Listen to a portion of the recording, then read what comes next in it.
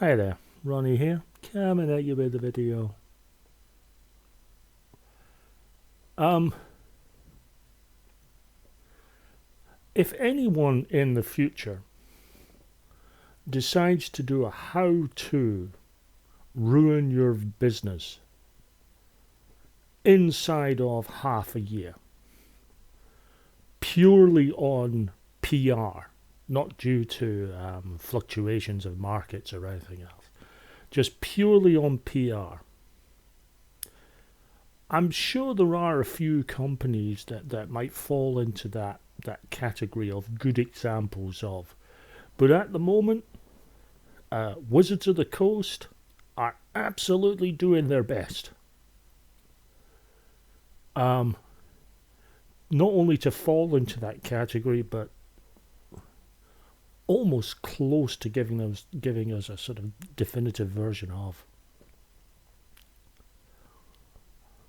Between the stupidity surrounding the OGL at the start of the year, this absolute, I would choose my words carefully, cluster duck of a situation with the guy that bought some Magic the Gathering boosters, got sent some packs that weren't officially released yet.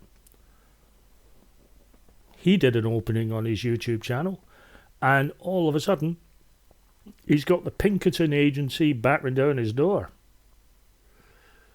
Talking about recovering stolen property, when actually he didn't steal anything. He was given packs he shouldn't have gotten, but he didn't choose those packs. He didn't steal those packs. He bought packs and he was sent packs. The fact that he was sent the wrong ones isn't his fault. That's down to the warehouse. That's down to the person who picked the packs out. Go send the Pinkertons at them.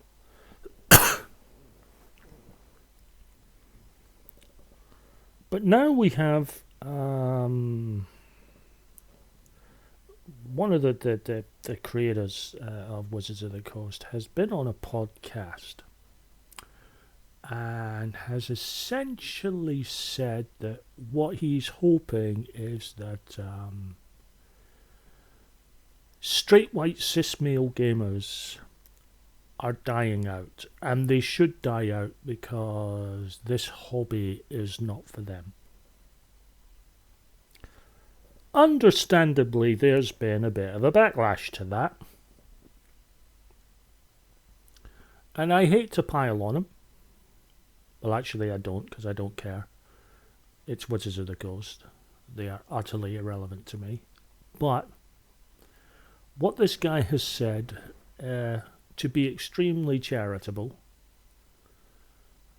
was exceptionally badly worded. That's me being charitable.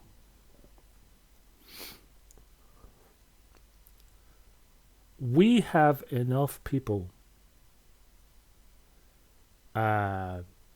miscalling this hobby, misrepresenting this hobby, without a representative from, I would say, the biggest player in the hobby, essentially saying that one demographic of gamers,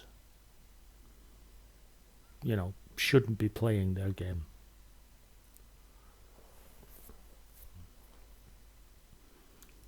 I'm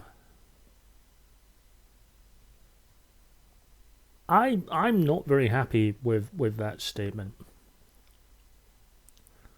And that is not because I happen to be a straight white cis male gamer. Regardless of what demographic I would be in, I would still take issue with the guy's comment, because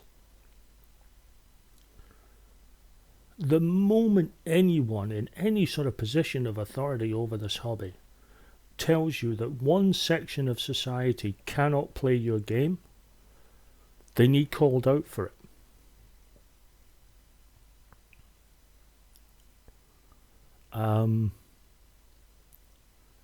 Because he's entirely wrong. This hobby should be progressive. It should be inclusive. It should not be divisive. We certainly to hell shouldn't be talking about segregation in our hobby. We really shouldn't.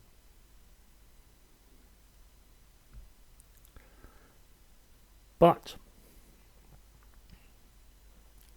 there is an assumption amongst the general public, an assumption somewhat borne out by media to an extent. Current media not so much, certainly media sort of historically, that has portrayed role-playing as the purview, the sole purview of straight white cis males. Now, my opinion, that assumption, that image that our hobby is only tailored to that one group, that's what needs to die. I've said on numerous videos, I am very fortunate that my gaming table has, whilst I happen to know a fair few straight white cis males gamers. Not all my gamers are cis, not all my gamers are white, not all my gamers are male, not all my gamers are straight. But they are all gamers. Now, I'm all for getting rid of the bigots.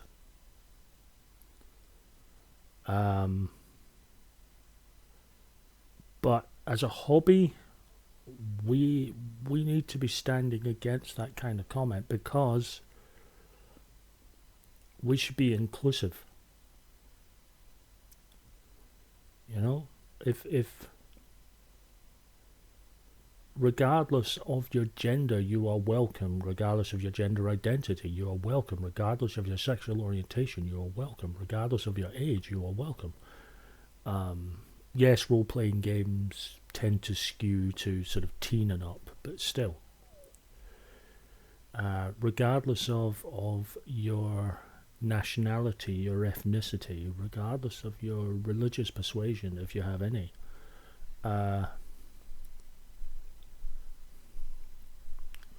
regardless of your physical and mental ability,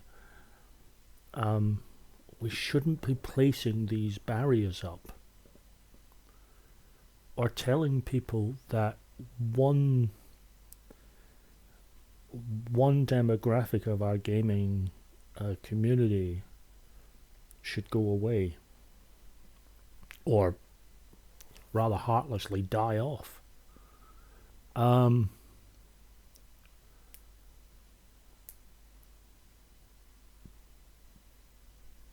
But we need to break that image. We need to break away from showing that. Now, current modern media has gone a long way to doing that. I think of things like Critical Role. I think of things like Stranger Things. To an extent, Big Bang Theory. They've gone some way to break that stereotype down and sort of show that it is a public perception rather than a reality. And we need to stay on that road, certainly. But we need to stay on that road together. We shouldn't be telling one section of our community, essentially, sod off, you're not welcome.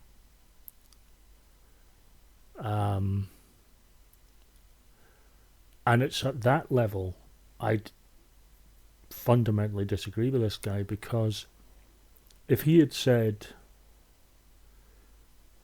we really don't want black players, or we really don't want LGBT players, or we really don't want female players, regardless of the demographic, I would be angry, because it's just tone deaf completely.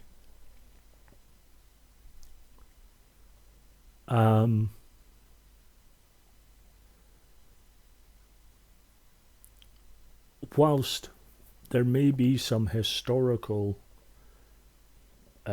basis for that assumption that straight white cis males are the hobby, it's never been the hobby for me, and that's as someone who's been playing since the 80s.